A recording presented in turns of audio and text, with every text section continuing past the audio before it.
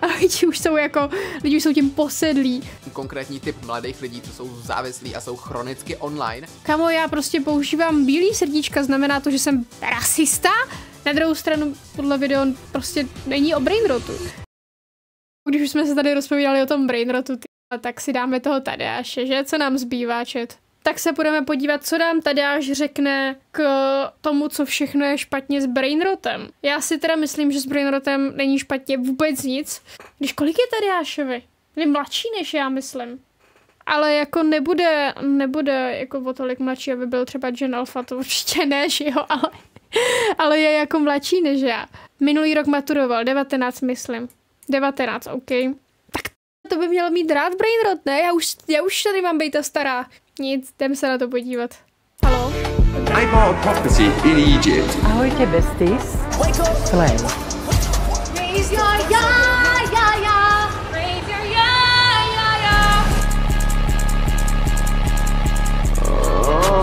Was that hyperpigmentation? No, it's nice. Chat, jak moc cooked jsem, když jsem viděla všechny ty videa, co tam byly v tom intru.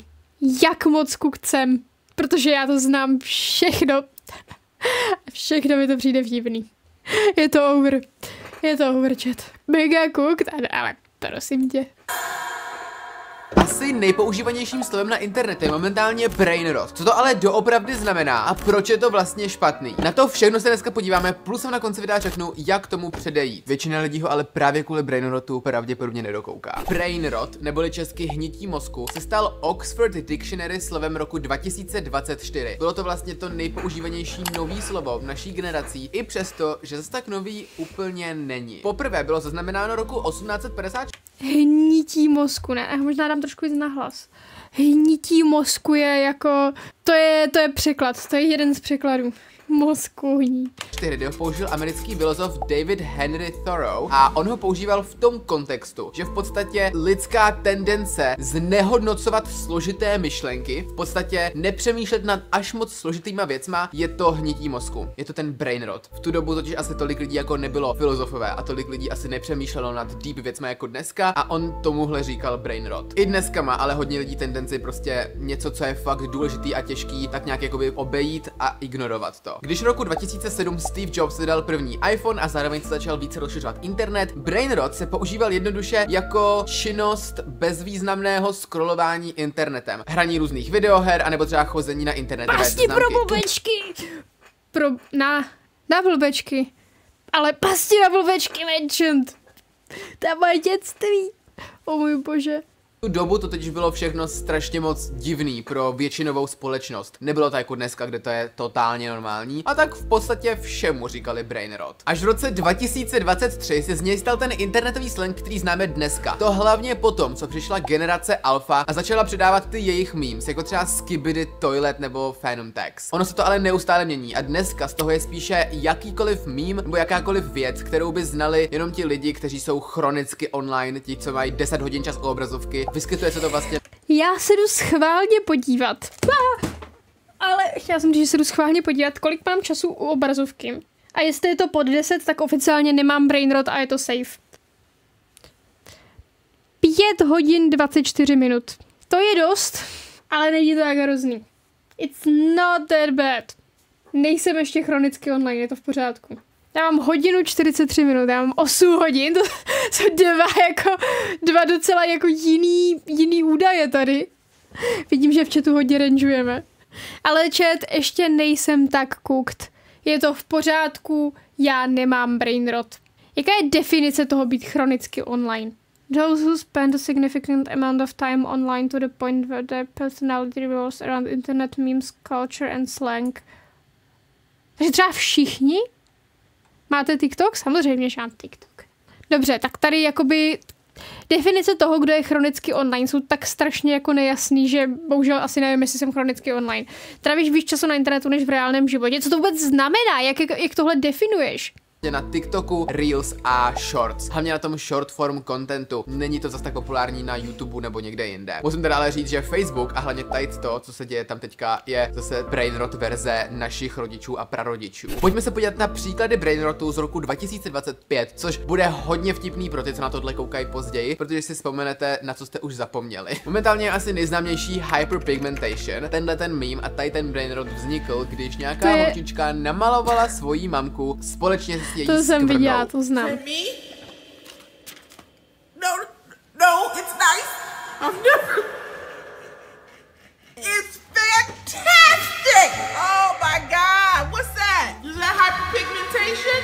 Okay. Upřímně moc nechápu, proč zrovna tohle video jako to tak blue a pluje, jako proč zrovna tohle, já jsem to moc nepochopila, proč zrovna tohle, ale jako viděla jsem to, znám to, ale že mi to ani nepřijde jako tak vtipný. Daddy don't know what he's doing anyway. That's how you say that's a great drawing in French. No a teďka z toho vznikl asi největší meme posledních 2 měsíců, kde hyperpigmentation je úplně všude, jsou z toho emoji, lidi to vyšlapávají do sněhu, no je to prostě všude. Další meme, který se pořád drží, je Raise Your Ya. To jsem taky viděla, a to jsem viděla ještě předtím, než z toho byl meme, jsem viděla ten původní TikTok a pak z toho lidi začali dělat prostě úplně banger edity na TikToku. Jakože prostě vezmou ten sound. Raise your ya. Potom tady je třeba No a začnou z toho prostě úplně udělat nějaký banger edit a to je actually fun. Tihle New Gens budou říkat brainrot každému memísku, nebo jako vyloženě. A John Pork nebo Meatloaf Martin. Tady to jsou takový ty jakoby už ultra brainrotový věci, který mě třeba Ne, to je ten správný brainrot. To je, Jonáš Prasák je ten brainrot prostě. To ostatní, to jsou jenom random memíky, na který se do týdne zapomene. Přijdou vtipný. Mezi další patří tahle tančící myš. Potom taky samozřejmě úplná klasika je Wake Up, It's the First of the Month. Mezi další patří I Bought a Property in Egypt. Tahle je pro mě úplně nová, ale když na tato video koukáte za 5 dní, tak už to bude pravděpodobně starý. I bought a property in Egypt and what they do for Tohle neznám. you is they give you the property. No a nebo taky ze Squid Games. I've played these games before. Je jich nekonečno. V Česku je tuhle zimu hodně populární Polož to mango. Ondro, polož to mango. To je brainrot. Mango je brainrot. Polož to mango, Ondro. To je pro ty, co ví. Moje zimní kapitola. Mně přijde, že je strašně těžký jakoby rozdělit tu line mezi tím, kde je to ještě jako meme, který je prostě populární a mezi tím, kdy už to jako fakt začíná jako brainrot a už je to prostě a lidi už jsou tím posedlí. Nevím, některé tyhle věci, které on zmiňuje, tak to jsou prostě jenom memísky. Však to jsou memy Tadeáši, no ne asi. Skibidi je brainrot, ne? No, Skibidi je brainrot. A některé ty věci, které zmiňoval taky. Jonáš Prasák je brainrot. Mango je brainrot. Mi přijde, teda za mě. Ale některé ty věci, jako to hyperpigmentation a tyhle ty věci, tak to jsou prostě jako i to no chápeme se, to vole, já zpívám, jo? Ale tak tohle jsou prostě takový ty mýmy, který, vole, pominou po týdnu a už si na ně nikdo nevzpomene. A jo, všechno to je přebraný z Ameriky, protože prostě Amerika reálně velí sociálním sítím, ale v Česku to má zase úplně jiný vibe, protože prostě když to řeknete česky, tak to zní úplně jinak. Každé z těchto TikTok brainrot videí v podstatě vytváří takovou svoji malou subkulturu. Stejně jako jsme se bavili třeba o trendech, že dřív byl trend 100 let, pak byl trend 10 let a dneska máme mikrotrendy, které trvají týdny, tak máme taky subkultury nebo mikrokultury, které se celé odehrávají ohledně jednoho meme a za třeba měsíc, 2 zaniknou, pak se vždycky třeba za rok objeví, někdo si je připomene, ale jsou to takové ty věci, kde prostě, když to víš, tak to víš a když to nevíš, tak se strašně divíš. A tenhle proces se taky neustále zrychluje a zrychluje. Dříve ta nová slova, které si každá generace vymyslí, vznikaly třeba podle toho, co se zrovna dělo ve světě, co se dělo ve škole, ale dneska tyhle ty slova vyloženě vznikají z TikToku, ze sociálních sítích a stejný počet slov, co jedna generace vymyslela dříve za 10 let, dneska vznikne za 10 dní. A některý z nich se dokonce i ustálí starý a prostě se používají už navždy. Mezi ty nejznámější teďka patří třeba Riz, Sigma, PMO neboli Piss Me Off. To se komentuje hlavně pod TikTokama, který někoho naštvou. Holding Space, což je z Wicked, nebo třeba fialový srdíčko, který má samo o sobě kulturní meaning, což je taky úplně insane, že prostě fialový srdíčko má nějaký meaning? Já mám prostě jenom ráda fialový srdíčka. Doslova Twitch používá defaultně fialový srdíčka. barva srdíčka má meaning, no a firmy jsou samozřejmě nucený se do toho taky angažovat, protože jinak by vůbec nemohli oslovovat mladý lidi, nebo minimálně ten Brainrot sahá tak strašně do ironie, že to objektivně není vůbec vtipný. Jo no, ale tam je to taky individuální, komuž to přijde vtipný a komu ne, že jo, ale jako chápu, jak to myslíš, chápu asi, jak to rozlišovat. Je to prostě už fakt tenká hranice toho, co je cringe a co je prostě na týden funny. Každé srdíčko má nějaký význam. Kamo, já prostě používám bílý srdíčka, znamená to, že jsem rasista? Pravda, že žlutý srdíčko má význam jako friends a červený jako I love you nebo tak něco, že to jsou já mám prostě ráda některé barvy víc než jiný. Že to znělo hrozně. Jsem nikdy neřekla. Myslela jsem barvy srdíček. Barvy srdíček jsem myslela. Některý barvy srdíček, jako emoji srdíček mám radši než jiný. Já to. Dost. Konkrétní typ mladých lidí, co jsou závislí a jsou chronicky online. Code in 420p, nebo kolik má tvoje webka. Ona má víc, ale tady je tma v tom pokoji. Kaufland se do toho v České republice nebo na Slovensku hodně zapojil. Ahojte besties, asi ma poznáte, keďže som v Kauflande Goat a mám Big Bad Energy. Či som delu? Slay. Tu vás všetkých hryznem. No a v Americe se do toho zapojuje úplně vyloženě každá firma. Teďka, když už víme, co je Brainrot, pojďme se podívat na to, co je na něm špatně. A jenom abych začal trošičku s mým osobním příběhem. Já když jsem poprvé slyšel to slovo Brainrot třeba před rokem, tak mě z něj vyloženě bylo špatně. Já jsem ho prostě nechtěl používat, protože já jsem si to prostě hnedka propojil s tím, jak vám ten mozek fakt hníje a hrozně mi to slovo vadilo. Jakože jak je tam prostě to hnití v tom slově. Postupem času jsem se na to Dobře, tak takhle osobně jsem si to asi nikdy jako nevzala. Je to slovo asi nějak neubližuje, nějak mi nevadí. V pořádku.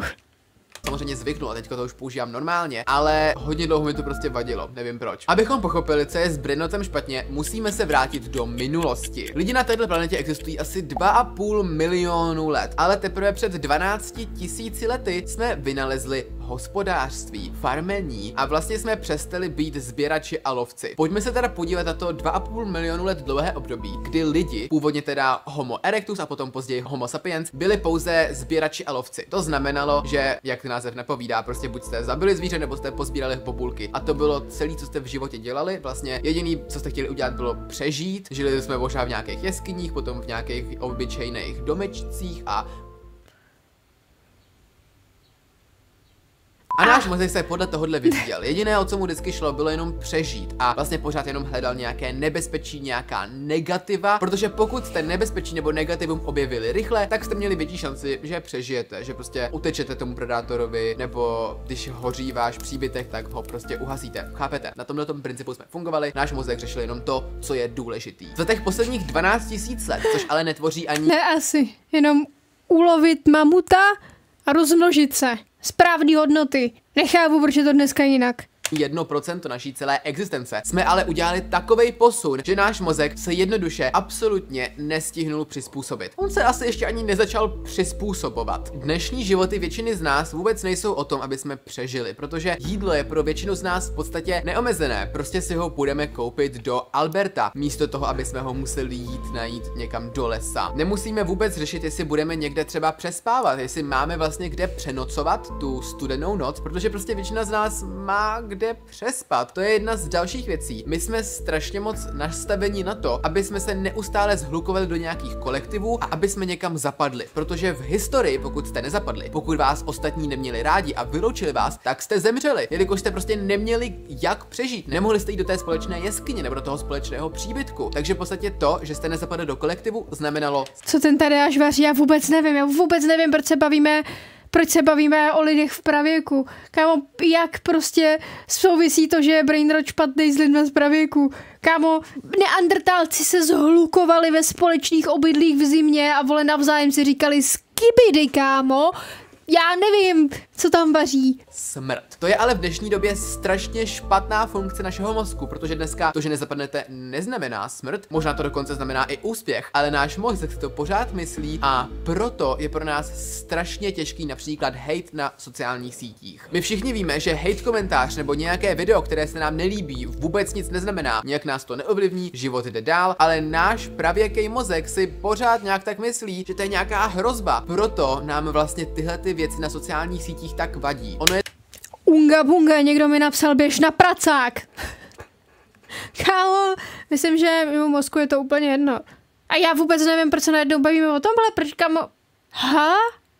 Teda hrozně odbočuje od tématu většinou. No teď tady japuje úplně random věci. Jak to s tím souvisí? je to celý fake a my to víme. Minimální počet slov 250a video, no ne asi. Ale náš mozek to neví. Náš mozek má pořád úplně stejně vysoko nastavené ty hranice té hrozby. Takže pro nás teďka představuje úplně stejnou hrozbu například e-mail od našeho šéfa, jako dřív představovalo to, že vás honil šavlozubý tygr. Ale to vůbec nedává smysl. A co si říkáte? Kámo, jakoby e-mail od mýho šéfa je víc nebezpečný než šavlozubý tygr.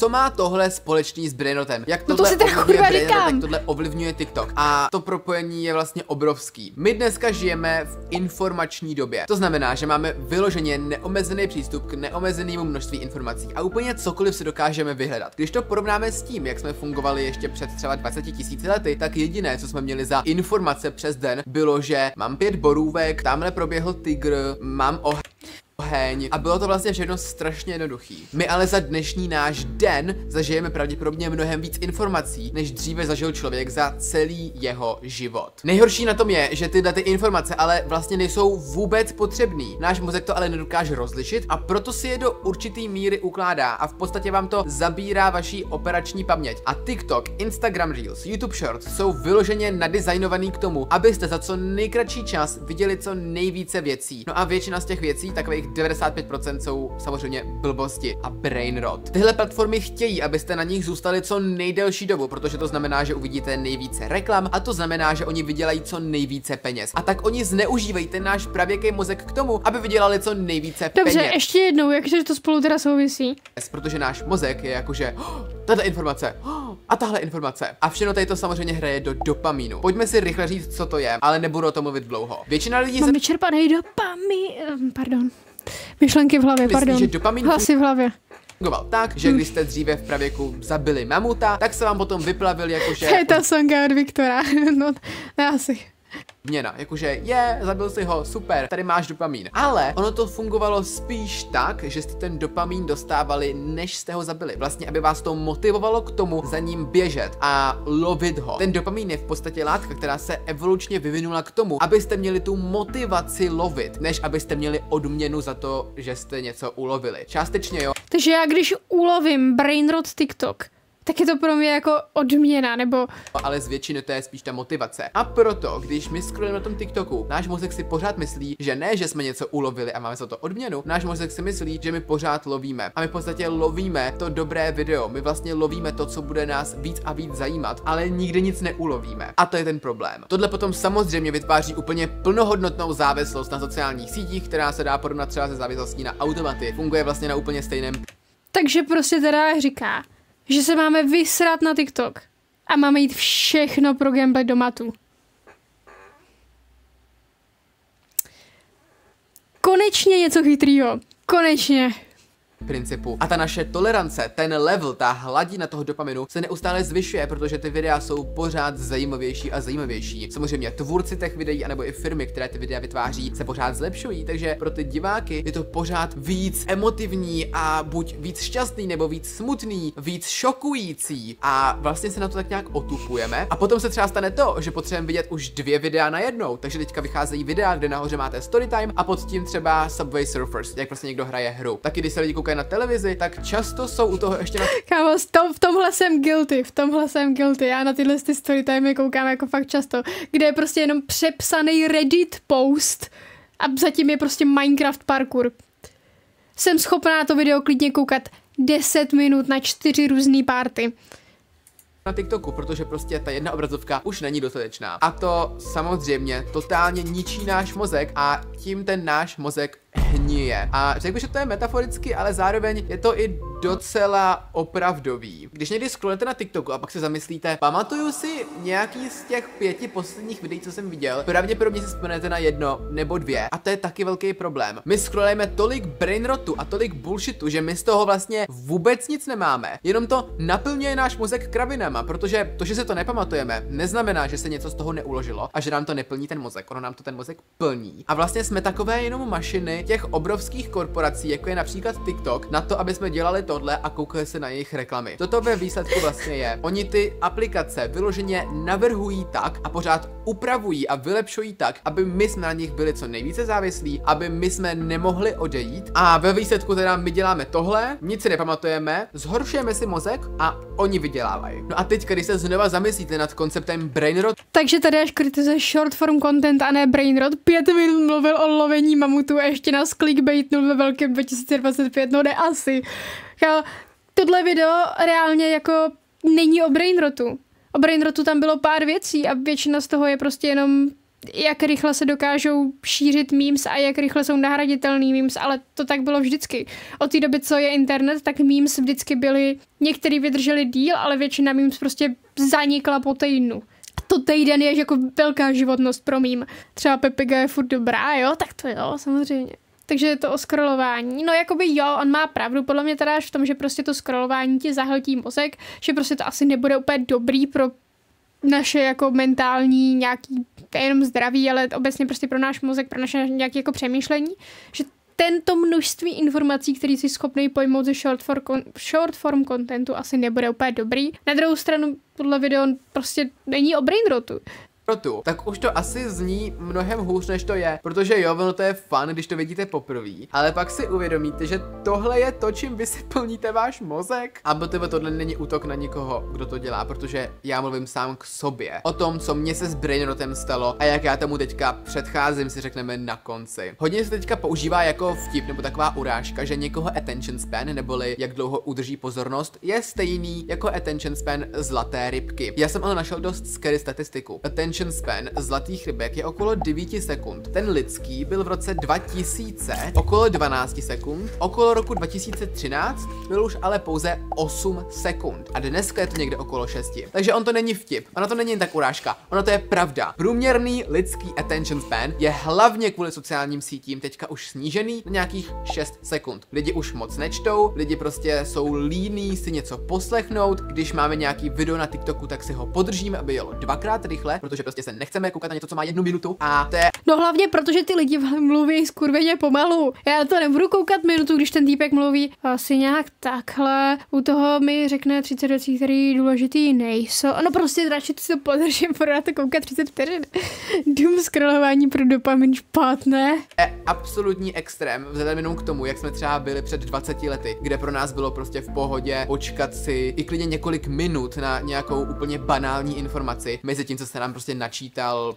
Několik minut mám problém čekat i na metro. Jako what do you mean, že když mi ujede metro, tak na další musím čekat 3 minuty. Čítač. A tohle já se nepamatuju, protože já jsem taky vyrůstal na sociálních sítích a mluvím k sobě a taky mám attention span zlatý rybky, ale je to scary. Taky ale musím říct, že to není chyba jenom sociálních sítí, i když to hodně zrychlili. Attention span se lidem snižuje už od nějakého roku 1800, kde postupně začaly přibývat více koncerty, hudba, pak se objevilo rádio, pak se objevila televize, lidi začali více číst a celkově, jak bylo všechno dostupnější a dostupnější, tak se to lidem začalo pomalu snižovat. Po televizi přišel YouTube, to se zase o nějakou chvíli snížilo. V televizích byly původně třeba 60-sekundové reklamy, pak se museli snížit na 30-sekundový, protože ty 60-sekundový nikdo neposlouchal. A pak se objevily sociální sítě, kde jsou reklamy 5vteřinový, někdy dokonce i kratší. Na TikToku třeba můžete každou reklamu přeskočit vyloženě jedním swipem. A je to proto, že prostě delší reklamu by už nikdo nevydržel a to přesně reflektuje to, jaký my máme ten attention span. Jaké to má teda dopady v reálném světě? I přesto, že brainrot je vyloženě exkluzivní pro sociální sítě, kromě teda těch lidí, co chodí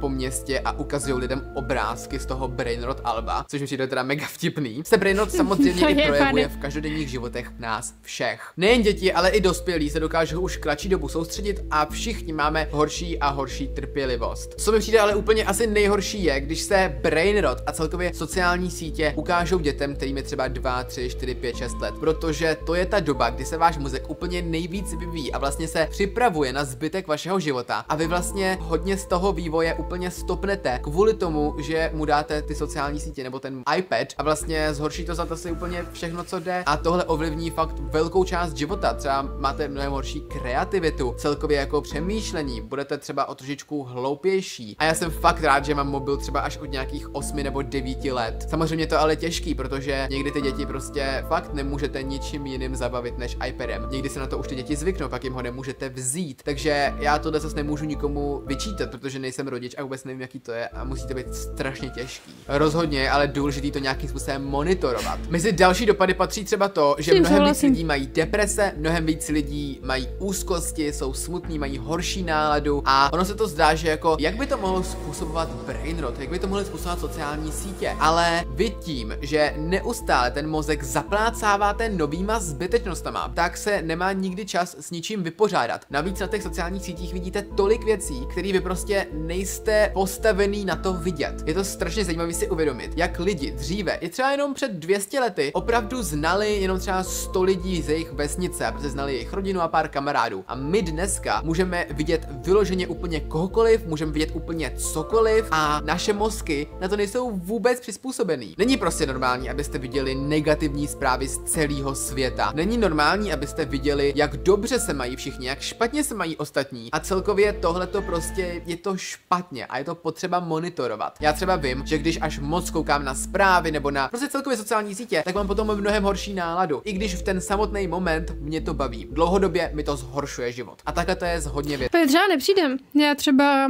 na zprávy, novinky, zprávy a tyhle věci, jako snažím se zůstávat mě prostě v nějakém vědomí toho, co se ve světě děje. Snažím se vždycky mít nějaký povědomí o tom, co se děje a tak, a nepřijde mi, že mi to nějak zhoršuje kvalitu života. Mně osobně to asi nijak neovlivňuje, to, že se prostě v jiných zemích dějou nějaký špatné věci. Jo, řeknu si, ty vole, je to v prdeli, no tak jo, no, ale prostě víš co já udělám s tím, že se v Americe prostě děje tohle? Nic. Mně to může být jakoby víceméně jedno, vzhledem k tomu, že žiju tady. Jo, můžu říct, to je na píču. No a tam jakoby realisticky končí, co já s tím můžu udělat. Takže jakoby proč bych měla nechat mi to nějak zničit náladu nebo cokoliv. Věcma. V tu chvíli to chcete dělat, v tu chvíli je to prostě zajímavý, ale dlouhodobě vám to prostě spíš škodí. Lidé se taky v podstatě nemají čas vymýšlet vlastní názory a většinu názorů mají od jiných lidí nebo třeba od komentářů na TikToku. Já hrozně často vidím, a to se stává i samozřejmě mně, že prostě vidím nějaký video, mám nějaký názor, pak otevřu komentáře, všichni tam mají jiný názor a mně se ten názor změní, ale to už potom není můj názor. A podle mě je podobných věcí ještě mnohem víc, ale my je ještě prostě vůbec nevidíme, jakože vůbec, a proto nám asi nedochází, jak špatný to je. A myslím si, že sociální sítě budou za 100 let to, co byly před 100 lety cigarety, kde se nevědělo, že jsou špatný. Někteří doktoři je doporučovali a bylo úplně normálně dávat dětem. Já si myslím, že u sociálních sítí všichni jsou si jako moc dobře vědomí, že jaký to má jako efekt na děti, jaký to má efekt na lidstvo obecně, ale myslím si, že na rozdíl od cigarety to věc, kterou prostě nemůžeš zakázat, že to je prostě věc, bez který už v tenhle moment lidstvo není schopný existovat. Se na to podíváme a říkáme si, že ty lidi jsou šílený, tak za 100, možná i jenom 20 let se podle mě tohle stane se sociálníma sítěma a lidi se budou divit, jak to, že my jsme je měli neomezený, že to nikdo nějakým způsobem neredukoval, že nikdo vlastně nevěděl, jak to pro nás špatný a všichni prostě takhle jenom 6 hodin denně děláme tohle na TikToku. Pokud jste na mobilu 6 hodin denně, což je průměr pro naší věkovou kategorii, tak to vychází na asi 21 let z vašeho života. Ano, 21 let strávených jenom na mobilu, většinově teda na sociálních sítích a třeba TikToku. To je hrozný. Já třeba mám průměr někdy i 9 nebo 10 hodin. Já to mám trošičku těžší v tom, že tohle je zároveň moje práce a jakoby potřebuji vědět, co se děje a sleduju i svoje videa, píšu komentáře a všechno se to prostě přičítá. Takhle, já mám určitě screen time jako takovej obecně, mám určitě o vyšší. Já většinu dne trávím u počítače, kde teda jakoby nedoom scrolluju žádný content, ale většinou prostě hraju hry, což jako samo o sobě taky není nějak přínosná aktivita. Není to jako asi nic hrdinského, co by mě zachránilo, ale rozhodně 10 hodin denně scrolluju TikTok teda. Ale i tak, jako mohl bych to třeba dát do půlky. Druhou půlku jsem fakt prostě vyloženě bezdůvodně na internetu. Moje osobní historie s brainrotem je taková, že to prostě jde ve vlnách. Jednu dobu jsem pořád na sociálních sítích, pak to trochu nějak omezím, pak zase jsem, ale není to nikdy tak, jak by se asi představoval. No a v posledních 5 dnech jsem na TikToku tak strašně moc, že je to vlastně důvod, proč dělám tohle video. A celkově tenhle scénář byl pro mě úplně nejtěžší z jakého videa, co jsem kdy dělal, protože nejen, že jsem občas prokrastinoval dělání toho scénáře, ale když jsem ten scénář dělal a potřeboval jsem jít na TikTok, abych si tam něco našel, nějaký třeba ten brainrot, tak jsem se tam potom omylem ztratil na půl hodiny. A to se mi vlastně stávalo celý tenhle týden, že já jsem viděl, že něco potřebuji dělat. Šel jsem na TikTok a vlastně mezi těma scrollama jsem vždycky si říkal, OK, musím odejít. Ale potom jsem scrollnul, vlastně úplně jako kdybych to ani nedělal já, prostě se to nějak stalo, udělal jsem ten scroll a můj mozek zase úplně přestal myslet na to, že musím posedlý prostě. Bůh TikToku ho posedl a nutil ho scrollovat. odejít z toho TikToku a začal zase myslet jenom krátkodobě na to, na co koukám. A pak zase. A neustále jsem ten můj mozek zabavoval kravinama a úplně jsem jakoby nebyl to já. Mně prostě úplně přišlo, jako bych já sám neměl kontrolu nad svým vlastním životem a nad tím, co dělám. Já jsem prostě třeba 3 vteřiny měl tu myšlenku, že OK, vypínám TikTok a jenom jsem něco tam uviděl na tom TikToku. Hnedka mi to vzalo pozornost úplně někam jinam. A pak jsem tam zase prostě omylem půl hodiny byl a ano, je to jenom moje chyba. I přesto, že je fakt, že teď se mi stalo, já jsem projížděla stories prostě instagramový a teď jako kámoš měl nějaký TikTok na storíčku a já jsem to tak, jak jsem to tak jako podvědomě projížděla ty stories, že prostě jenom jako ze zvyku, abych si tam odklikala ty prostě stories od lidí, co znám, tak jsem koukala chvilku na ten TikTok, říkám, to je mrtka. A chtěla jsem jako scrollnout prostě dál, jak kdybych byla na TikToku. A teď mi to jako by vyhodil ten chat, že když na Instagramu pojedete jakoby nahoru na storíčku a jsem byla jako, ty vole, jsem kráva. No. Platformy jsou přizpůsobený k tomu, aby se tohle dělo. Pořád vás nemůžou donutit. Vy kdykoliv máte možnost odejít, vypnout to, ale je to prostě těžší a těžší a my se musíme naučit dělat tady to těžký rozhodnutí, který ale potom na konci dne vlastně bude úplně skvělý a budete rádi, že jste z toho TikToku odešli. No a právě tohle mě dovedlo té myšlence, že brainrot už není jenom nějaká metafora, ale je to v podstatě pravda. Mně fakt přijde, jako by mi ten mozek hnil, jako by se aktivně zmenšoval. Což BTV je zajímavý. Náš lidský mozek se už asi 30 000 let zmenšuje. Ano, největší mozky měli lidi před 30 000 lety. Bylo to proto, že celou dobu ale teda jako moc toho nevymysleli před 30 000 lety.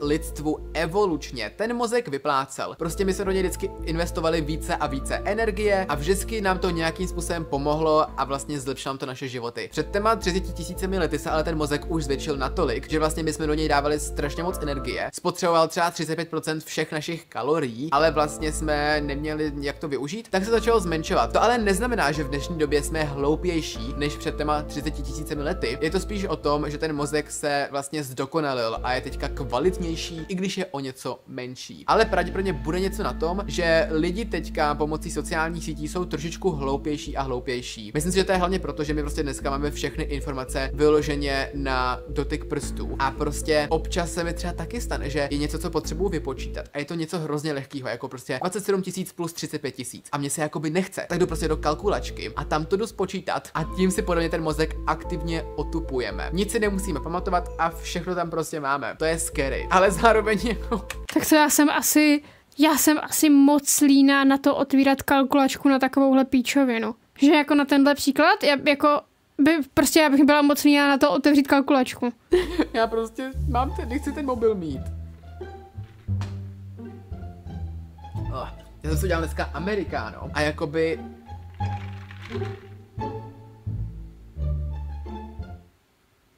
Nevím, co se o něm myslím. Pojďme se teda podívat na to, co s tím můžete dělat a jak předejít tomu hnití vašeho mozku. Úplně úžasné je to, že náš mozek je extrémně elastický a pružný, dokáže se měnit a dokáže toho v podstatě naučit úplně čemukoliv. Takže ano, i přesto, že teďka je naučený na ten úplně extrémně levný dopamin, který neustále máte z toho scrollování, můžete ho přeučit na ten reálný dopamin. Prvním krokem je asi přiznat si, že tohle je fakt problém, že je to fakt závislost. Prostě je to tak. A i přesto, že v dnešní době to je strašně akceptovatelný, neznamená to, že to je dobré. Já se pokaždé, když řekne dopamin, já se tady hrozně držím s tou Viktor referencí. Hrozně, já ji nemůžu udělat znova, to už teď ani vtipný to udělat po třetí, ale jako... hře a že to je normální. Dřív nebo později prostě stejně zjistíme, jak hrozně špatný to bylo a budeme si říkat, my jsme byli tak blbí, proč jsme to nevěděli, když se to dělo. Potom je taky super udělat různý nastavení na vašem mobilu, například si nastavit čas u obrazovky, aby vám to v podstatě řeklo, váš čas obrazovky vypršel, když už jste třeba na TikToku více než hodinu denně, půl hodiny denně, cokoliv si nastavíte. Aplikace, které ještě hodně doporučuju, jsou Opal nebo OneSec, které vám dají ještě takový blok navíc, kde v podstatě vy třeba musíte počkat 30 sekund, než na ten TikTok můžete jít a tím pádem vás to trochu tak jako odpudí a asi si řeknete, OK, musím dělat něco jiného. Jak teďka ale tady ty aplikace používám třeba rok a půl, tak můj mozek se už ale na ně naučil. Takže teďka je pro mě úplně normální čekat těch 30 sekund a říkám si, jo, počkám a pak tam stejně jdu. Takže je to takový řešení, který pomůže, ale asi to není úplně na furt. Co je na furt, je fyzická změna. A tím myslím to, že si uděláte pro vás ve vašem životě těžší jít na ten mobil. Třeba si dáte mobil večer na stůl, abyste ho neměli hnedka ráno u postele a nemohli na něj hnedka jít. Nebo když pracujete, tak odnesete do druhé místnosti. Taky, což je jakoby tak napůl fyzický, si můžete TikTok dát na třeba úplně tu poslední stránku ve vašem iPhoneu nebo mobilu, abyste museli udělat tohleto 5krát, než se k němu dostanete, a proto zase to. Tak jako 5krát, kdo má 5 těch, já mám 2, já mám doslova všechny aplikace rozstříděný do složek, aby byly úplně pretty a 6 takových těch složek na telefonu a v těchto mám jakoby rozstřízený podle toho, k čemu jsou. Slyšela jsem, že dát si obrazovku do grayscale dost pomáhá, ale já rád barvičky. Jo, ale já si myslím, že třeba já nemám problém jako s závislostí na TikToku zrovna. Jakoby já většinu screen timeu, který mám, tak mám z toho, že fakt hodně hodin denně věnuju čtení manhvy a tyhle ty věci, tak prostě to čtu na telefonu, na internetu, se to tam scrolluju a já mám pak normálně na jakože Safari aplikaci, mám prostě screen time 7 hodin. Pro vás bude trošičku těžší a ono to vypadá, že jako to nic nezmění, stejně tam půjdu, ale i kdyby to bylo o 10%, tak pořád vám to vezme zpátky 10% vašeho vlastního života, který nebudete dávat těm korporacím. Co taky můžete udělat je detox algoritmu a to je o tom, že kdykoliv tam uvidíte něco, co prostě vás nějakým způsobem neinspiruje a nezlepšuje vám to život, tak podržíte a dáte nezajímá mě, jak na TikToku nebo na Instagramu a tím pádem ten algoritmus bude vědět, že prostě OK, tohle asi ho... Tohle dělám na Twitteru s každým jedním tweetem Elona Muska. A stejně mám pořád na Twitteru tweety od Elona Muska. Tady není útěku prostě. Já neuteču.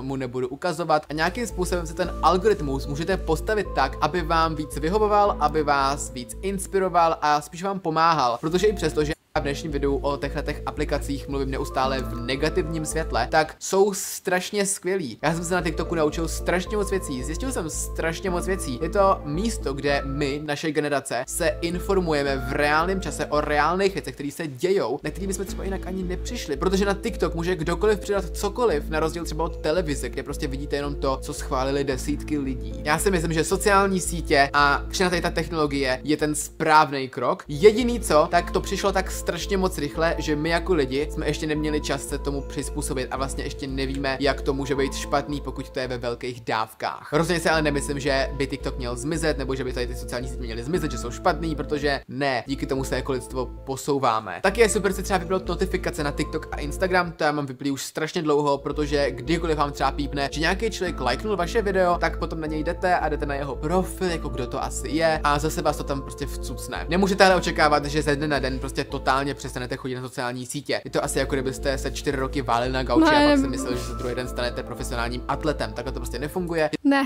Já odmítám detox od sociálních sítí, abych umřela. To by všechno zhoršilo. Já chápu, že to má pomoct psychickému stavu, ale podle mě by detox od sociálních sítí mimo psychickému stavu akorát jako, podle mě by mě to prostě poslalo jenom víc do hoven. Je to všechno postupný. Super je taky si vytvořit nějaký jiný koníček nebo něco jiného, co děláte místo toho. Třeba čtení knížky, chození na procházku. Já teďka zním jako nějaký strašně starý člověk, který vám zakazuje zábavu, já vím. Ale já to říkám hlavně pro sebe, protože já už jsem na tom fakt hodně a vím, že mě to v hodně věcech omezuje a že by můj život byl mnohem lepší, kdybych si to víc ještě omezil a začal dělat víc ty věci, které vím, že pro mě jsou super. Takže to je asi cíl tohohle videa. Není to zkazit nám zábavu, není to ukončit brainrot, protože brainrot je prostě vtipnej. Ano je, ale uvědomit si, že cokoliv ve velké míře škodí a hlavně ty sociální sítě. Podle mě úplně úžasný stav je třeba být na sociálních sítích 2 hodiny denně, což zní jako hodně, třeba před 5 lety, dneska to zní jako strašně málo a jakoby jenom si to tam tak jako užívat, to je ale málo. nezacházet. Jako já třeba na Instagramu trávím mega dlouho času A hlavně protože jakoby většinou mých kamarádů si píšu buď přes Discord, anebo přes Instagram, takže to jsou jako 2 sociální sítě, které otvírám furt, protože prostě furt odpovídám na zprávy nebo tak něco. A já třeba ani tolik jako neskroluju. Třeba Instagram víceméně neskroluju jako skoro vůbec. Já tam fakt trávím nejvíc času tím, že odpovídám lidem na zprávy. Moc daleko do žádný rabbit hole a prostě nebrat to tak vážně. Ono to někdy působí, že ty sociální sítě jsou celý svět, ale ono to je všechno v podstatě fake. Reálný svět je tady, ne tady, ani tady. Děkuju moc za sledování, uvidíme se u příštího videa nebo nějakého něco na kanále, už teďka mám. Tak jo, a zatím čau. A děkujem Tadeáši za toto video, který je píš jako short form contentu, než o brainrotu jako takovým, ale jako chápu myšlenku, OK.